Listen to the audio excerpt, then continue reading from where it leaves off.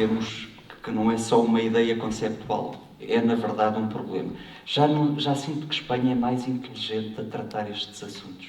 Eu vejo Espanha como com um conjunto de cidades distribuídas por todo o território, com capacidade de atração e que indiscutivelmente se constituem como polos de desenvolvimento do território.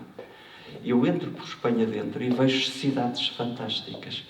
Entro por Portugal e vejo a capacidade de solução está essencialmente toda no litoral. Portanto, há aqui qualquer coisa nesta dinâmica e nesta nossa forma de pensar que nos deve deixar desconfortável. Não é só a luta entre a engenharia florestal e a arquitetura paisagista, é muito mais profundo do que isto. Portanto, fico particularmente feliz quando vejo gente com garra no interior do país, ou estruturas a mostrar que é possível fazer coisas inspiradoras. Há, por exemplo, um polo de desenvolvimento tecnológico em Oliveira do Hospital. Eu não os conheço, mas apetece abraçar a dizer é mesmo aí que eles fazem a diferença. E, indiscutivelmente, o tema que me puxa para cá é outra vez a paisagem que temos e, às vezes, a utilização excessiva de uma espécie, ainda que aqui estou em conflito, não é? Eu olho para isto e não vejo aqui nenhum inimigo, porque sou engenheiro florestal, aliás, continuo a dizer assim, acho, pessoalmente, que a solução para todos estes problemas passa por uma dinamização económica. Ainda há pouco falávamos, quando nós conseguirmos encontrar a valorização, a capacidade do território gerar em si mesmo rendimento económico, encontrarmos a solução. Qualquer que seja a ideia que passe, pode ser pelo plano de transformação da paisagem, pode ser pela valorização da biomassa. Tenho grande carinho pelo CBE, pelo esforço que faz exatamente de encontrar informações tecnológicas que permitam abrir estas possibilidades de valorização. E, como dizia há bocado a Ana, as diferentes estilhas, as características dos meus colegas da tecnologia da Madeira, melhor que ninguém, nos dizem quais são as características que estão com mais ou menos potencial ou com condicionantes de aplicação tecnológica. Mas, indiscutivelmente, agora voltando para aqui, áreas excessivas da mesma espécie até visualmente tornam paisagens menos atraentes. Portanto, há aqui uma reflexão sobre que tipo de paisagem é que desejamos. O plano de transformação da paisagem é claro e diz-nos assim, vamos ter que compatibilizar isto tudo, é como nós aqui nesta sala. Podemos ter linhas de pensamento completamente diferentes, é destas visões todas contraditórias que temos aqui que pensar.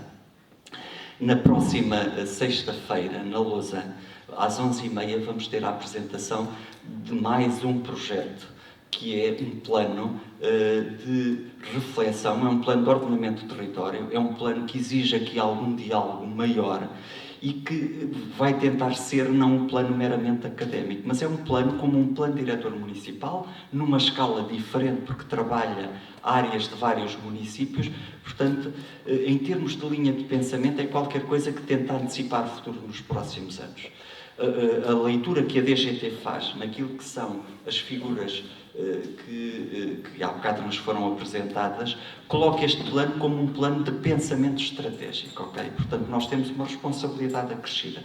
A leitura que a DGT faz, por exemplo, das AIGPs, e que a nossa diretora-geral nos faz, é a diferença entre um AIGP e um PRGP é que uma AIGP é aquilo que ela chama tentativa e erro de responder a estas situações de paisagem e de dificuldade, percebendo nós que temos que modificar esta paisagem. Como é que nós vamos conseguir criar aqui pontos de equilíbrio? Estava aqui a mostrar uma vista aérea da Lausanne, para nós percebermos que temos núcleos urbanos dispersos por áreas de vegetação, na sua maior parte das vezes, como tínhamos dito, privadas, fragmentadas, em que não conhecemos os proprietários, mas, acima de tudo, mesmo que conheçamos, sem muita intervenção, não com o nível de gestão que nós desejamos, porque a questão da monocultura, ela se calhar diminuía alguns dos riscos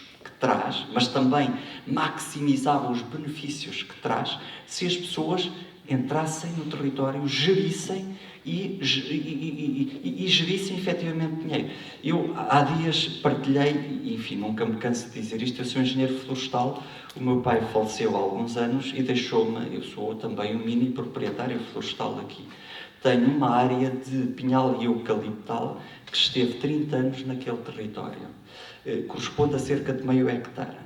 Eu tentei vender aquilo por respeito ao meu pai. Tentem perceber quando as pessoas nas grandes cidades dizem as áreas de pinheiro e de eucalipto geram rendimento. Sabem por quanto é que o madeireiro me queria comprar? 500 euros.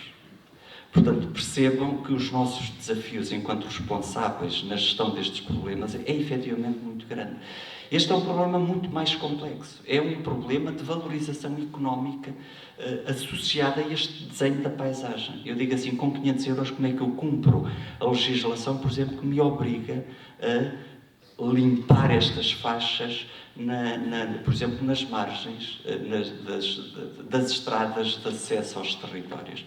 Não gera rendimento. Portanto, as pessoas não fazem, nem querem fazer, nem encontram solução para cá. Quando nós conseguirmos fazer isto, portanto, o PRGP vai ter que refletir um bocadinho sobre isto tudo, que é compatibilizar usos. Como é que nós conseguimos olhar para este território e transformar este território na possibilidade de nós compatibilizarmos, termos indiscutivelmente floresta de produção assumida, sem grande medo, ou seja, vai continuar a existir eucalipto, vai continuar a existir pinheiro bravo, mas se calhar lançando desafios aos agentes do território que digam em menor área, mas mais bem gerido.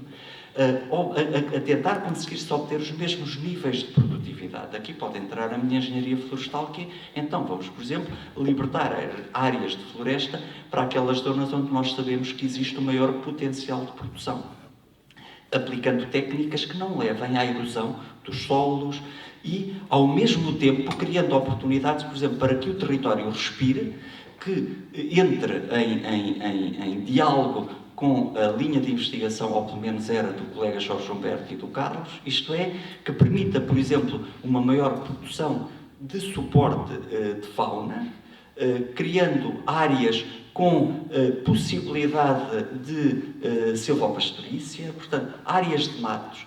O território não tem que ser todo floresta. Uma área de matos é uma área com enorme potencial. O país tem aqui um enorme desafio a lançar, que o PRGP, que nos obrigam a lançar, mas nós não temos solução para isto ainda, que são os serviços de ecossistema. Claro que este é um enorme problema que depois se reflete naquilo que têm sido os grandes incêndios, que é nós temos aldeias dispersas pelo território, que têm todo o direito de existir, que podem ser oportunidades de boa gestão deste território e de fragmentação da paisagem, mesmo que se pense que o tipo de agricultura que está cá, que era fundamental para compartimentar e dar qualidade visual à paisagem, se calhar não possa ser a agricultura que a minha mãe fazia, porque agora já não temos pessoas a trabalhar. Portanto, estão a ver como é que há aqui o lançar de um conjunto de desafios para diferentes áreas de conhecimento. Os colegas da agronomia também têm que nos ajudar. Que tipo de culturas agrícolas é que eu posso ter aqui que sejam menos exigentes de mão de obra, mas que continuem a manter uma paisagem interessante e que continuem a manter compartimentação, que promovam a possibilidade de termos mais coelhos, mais cervídeos ao longo deste território, que permitam que a apicultura tenha mais força no território. Estão a ver? É conseguir perceber quais são as dinâmicas. Vindo para aqui, para a gestão da paisagem, estão a ver, para a biomassa, estão a ver que aqui o que existe, se calhar, é excessiva biomassa. Há um tempo atrás, claro que este tipo de situações não devem ocorrer e é exatamente por isso que o plano de transformação de paisagem existe. Este tipo de pessoas com esta idade, em primeiro lugar, têm todo o direito. Aliás, nós temos que lhes agradecer muitíssimo por eles estarem no território. Nós queremos mais gente no território. Eles não podem passar por estas situações de aflição. Portanto, temos que todos nós trabalhar estas questões, perceber estas dificuldades e desenhar a paisagem, que é isso que o PRGP nos pede. Mas não é isto. Quer dizer, isto também pode ser fantástico. Isto, por exemplo, ali na envolvente aos serviços florestais em Viseu ou no Choupal, podemos até brincar um bocadinho e trazer mais funcionalidade. Repare, isto é educação para a paisagem, educação para o ambiente. Se nós criarmos estruturas que atraiam mais a leitura mais cidadina do território, estamos, na verdade, a trazer mais pessoas para esta linha de pensamento e para ajudar a trabalhar todos estes problemas complexos. As AIGP, já agora, a leitura da DGT é que em cada território a pessoa tente trabalhar o seu desenho de paisagem sem esta corrida de fundo, estão a ver? Sem esta planificação, quase numa resposta imediata, percebendo eles que algumas das leituras que vão emergir das AIGPs vão ter sucesso e outras não. Portanto, as AIGPs são uma resposta rápida e menos pensada do território, permitindo que cada leitura local possa fazer emergir as suas soluções. O PRGP não, é mais uma corrida de fundo de planificação como mais um plano de ordenamento do território. Portanto, faz-nos soar um bocadinho mais. Daí que na terça-feira isto seja importante. Nos desenhos de paisagem, há poucos dias tivemos, o tema era diferente, era mesmo falar exclusivamente no desenho de paisagem. Há aqui alguma... É quase como na escola primária nós começarmos a aprender a ler, nós também não estamos a inovar muito, não é? Estamos a passar o processo de diálogo para todos, mas na verdade estamos a ler aquilo que nós chamamos forças de leitura do território, que nós conseguimos ver muito bem quando estão a olhar para ali, que é olhar para a orografia do território e perceber que há elementos que caracterizam logo, que as linhas de festo são linhas que têm maior impacto visual, são linhas que têm, em termos da dinâmica do território, têm uma importância muito grande, não é? São as zonas que separam períodos de chuva para onde é que a água diverge, tem maior impacto visual. Se eu estou a construir uma estrutura, por exemplo, para albergar um rebanho, ela tem um maior impacto visual se ela é colocada numa linha de festo. Então, se calhar, aí o meu papel de arquiteto paisagista tem que ser tentar anular o impacto visual a uma grande distância. Mas as linhas de água são exatamente as linhas complementares. Portanto, a leitura das linhas de festo e das linhas de água é logo um bom ponto de partida. Tudo o que seja reforço da galeria ripícola está imediatamente a compartimentar a paisagem.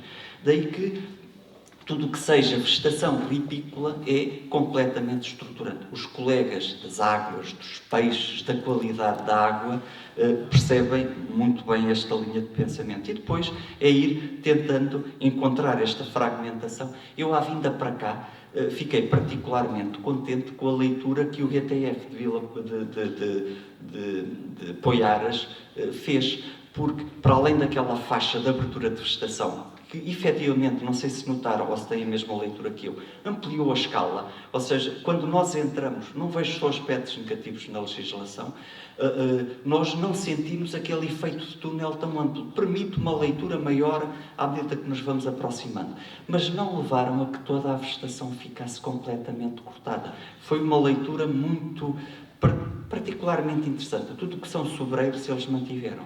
Algumas quercíneas também mantiveram.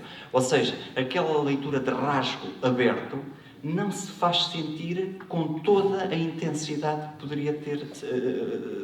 poderia ter acontecido. Portanto, desenharam um bocadinho de paisagem. Quando a equipa do PRGP vier fazer uma leitura do território e andar a conhecer melhor o território, que vai fazer isso brevemente, eu queria-os trazer a estes espaços, ainda por cima, para perceberem num dos contextos onde situação excessiva da mesma espécie, ou monocultura, acontece com grande intensidade, na verdade, há aqui já alguns bons exemplos do que pode ser feito. Agora, o que é que o arquiteto paisagista fazia, que o engenheiro Torres diria, mas isto já é demasiado romântico? Mas, na verdade, às vezes nós temos que rasgar um bocadinho aquilo que é a nossa... eu acho, é como numa universidade, nós temos que estar abertos ao testar novas abordagens. E, indiscutivelmente, as formas orgânicas são sempre visualmente mais interessantes que aquelas formas lineares. Portanto, todos os desenhos das redes primárias, secundárias, terciárias, ou mesmo a leitura desta legislação, define buffers em torno do território. Se nós formos conseguindo criar formas orgânicas mais naturais, tem uma leitura visual muitíssimo mais interessante. Portanto, aqui estávamos a mostrar aquilo que foi a nossa primeira experiência num contexto mais fácil do que é este aqui, porque estávamos a trabalhar com um parque natural, o Parque Natural do Alvão, que era pegar em toda aquela cordilheira da Serra do Marão, Alvão e Valperra, que avança depois, com características muito diferentes. Valperra, por exemplo, muito castanheiro, uma paisagem já desenhada, portanto não era difícil, o ponto de partida já não era mau. Mas tentar encontrar aqui uma maior compartimentação de usos, percebendo que, se calhar, o que também tem que mudar são novos paradigmas. Por exemplo, eu costumo dizer assim, a engenharia florestal tem que começar a encontrar modelos de gestão, à semelhança daquilo que eram as nossas tabelas de produção, que nos vão dando modelos matemáticos para nós percebermos como é que podemos conduzir os povoamentos. Essa é a parte gira da engenharia florestal, que às vezes parece que é natural, mas há um conjunto teórico de linhas de pensamento que é, e qual é o modelo de gestão, por exemplo, para os matos? Estão a ver a necessidade de diálogo que há aqui. Há um tempo atrás foi lançado um desafio à universidade que era ajudar empresas a concorrerem para a constituição de centrais de biomassa. A nossa componente energética do governo dizia: vamos lançar um conjunto de possibilidades de gestão de centrais de biomassa que têm que estar dispersas pelo território. E a ideia era um bocadinho aquela que está aqui na gênese desta linha de pensamento: é como é que eu consigo valorizar este excesso de biomassa que existe pelo território, trazendo benefícios dessa gestão. Quem nos acompanhava por outra área de conhecimento que é verdadeiramente estruturante para estar aqui connosco, que é a engenharia mecânica, é como é que eu consigo agora transformar aquilo que é, por exemplo, a limpeza dos povoamentos florestais e dar valor, estão a ver, fazer com que o meu povoamento não valesse apenas os 500 euros, porque indiscutivelmente ele não vale só aqueles 500 euros. Que era o atual presidente da Câmara de Ovar, o Salvador Malheiro, engenheiro mecânico de formação base. Toda a linha de investigação dele tem sido esta, que é o que é que eu consigo fazer em termos, qual é a competência técnica para eu trazer o tal diálogo entre o que são centrais de biomassa, mas dizia ele, não aquelas grandes centrais de biomassa, coisas muito pequenas.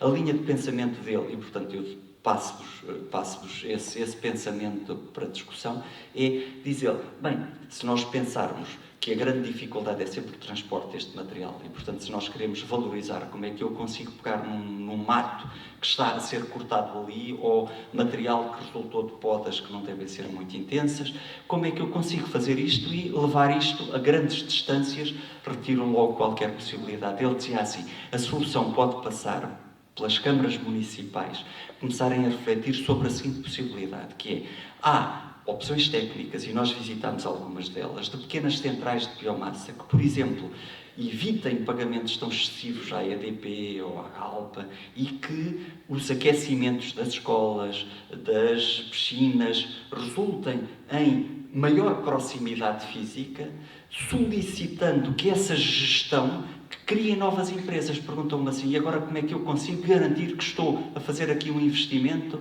e que depois esta biomassa, que na verdade resulta da limpeza e com todos os benefícios que daí advêm, como é que eu consigo garantir que depois tenha oferta? Bem, aí é a nossa criatividade, ou seja, eu acho que quando conseguirmos dar este salto, ou seja, quando nós conseguirmos olhar para o nosso território percebendo que há aqui potencial, que há risco, que há perigo, mas que desse risco e deste perigo também pode existir potencial. Portanto, eu digo assim, quando formos suficientemente criativos e conseguirmos encontrar soluções para estes problemas, já estamos a conseguir avançar e já estamos a conseguir encontrar ferramentas que tornem mais próximo e mais aderente à realidade esta visão um bocado apaixonada, mas que tem que resultar indiscutivelmente de um desenho de paisagem, de uma paisagem mais interessante, de uma paisagem mais bonita, que nós vamos encontrando já exemplos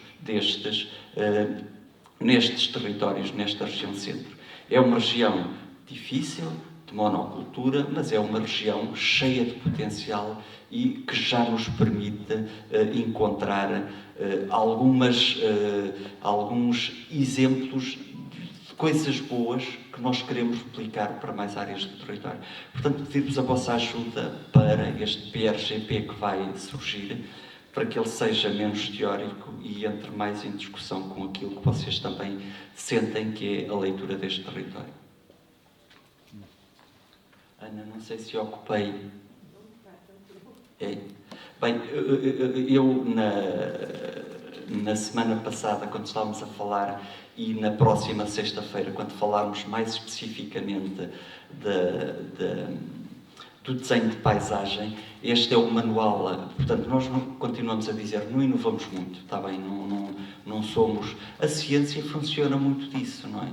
A ciência resulta de alguma persistência. Nós costumamos dizer sempre, para quem é professor universitário, não há áreas de conhecimento que não valha a pena investigar. Mesmo aqueles colegas que nós achamos que possam ser um bocadinho mais estratosféricos, têm a sua importância.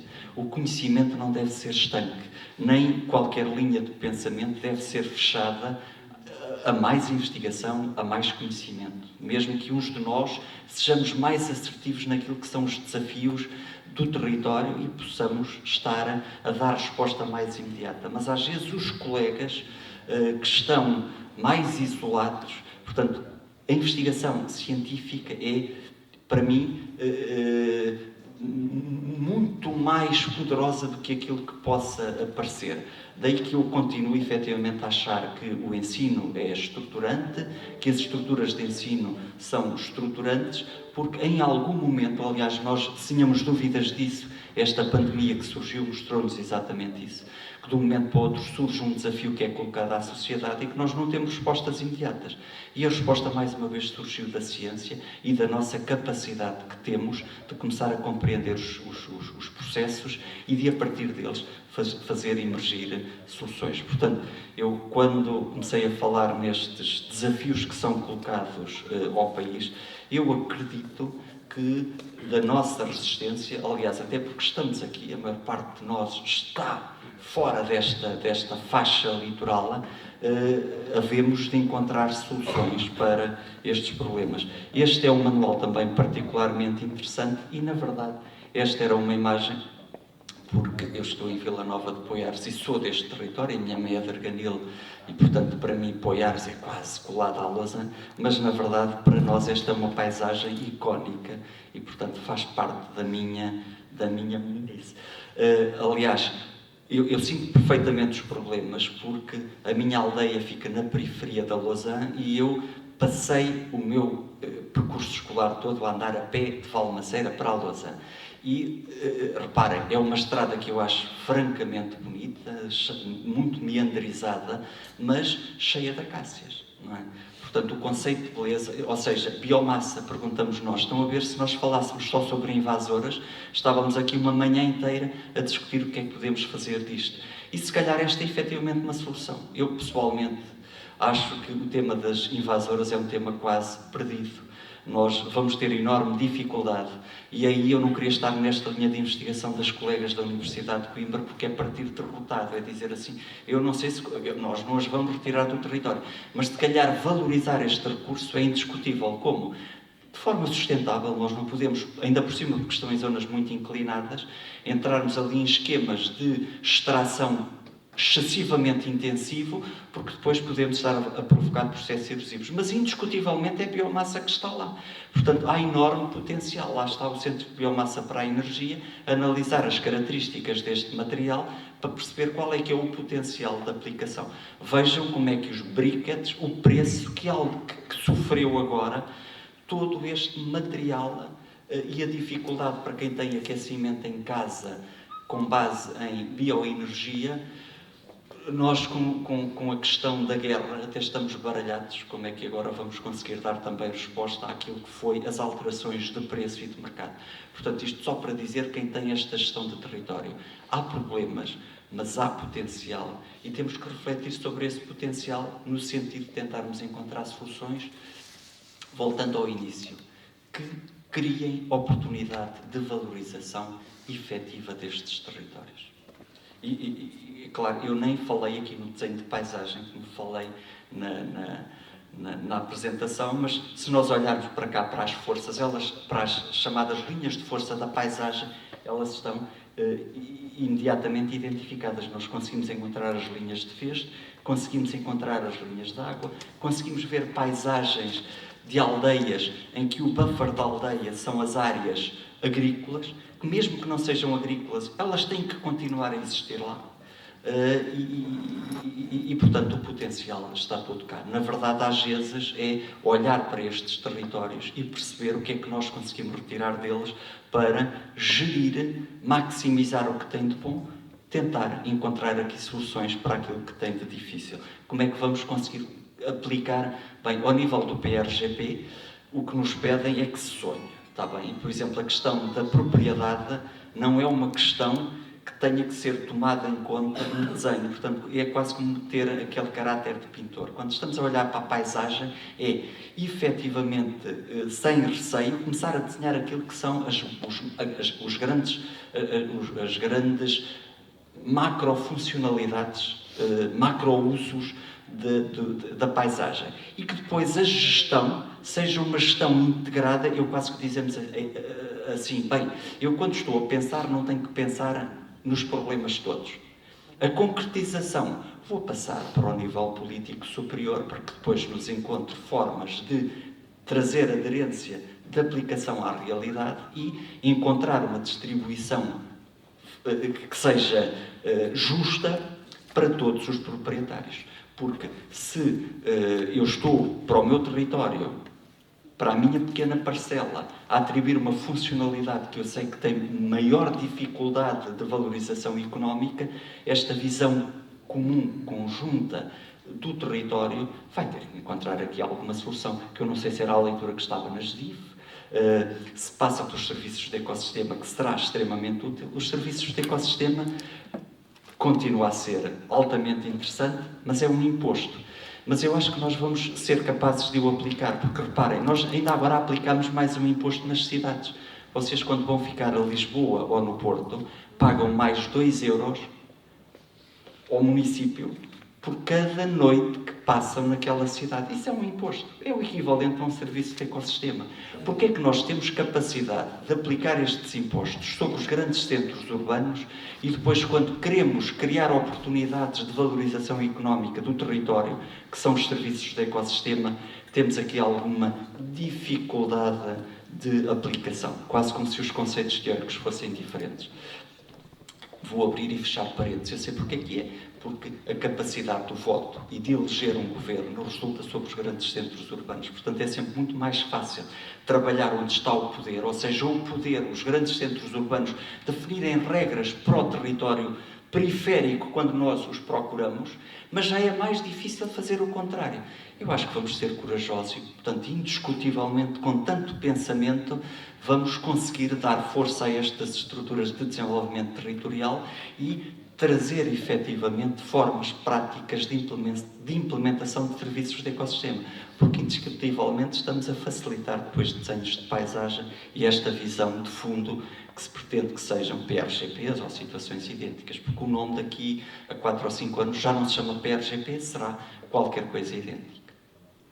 Muito obrigado. Já agora, deixem-me só parar aqui, que é, se sentirem que enfim, este próximo ano vai ser um processo de diálogo e, portanto, por favor, vamos precisar muito da vossa ajuda, mas se tiverem ideias para falar connosco, também não hesitem. Muito obrigado. Paulo, desculpa.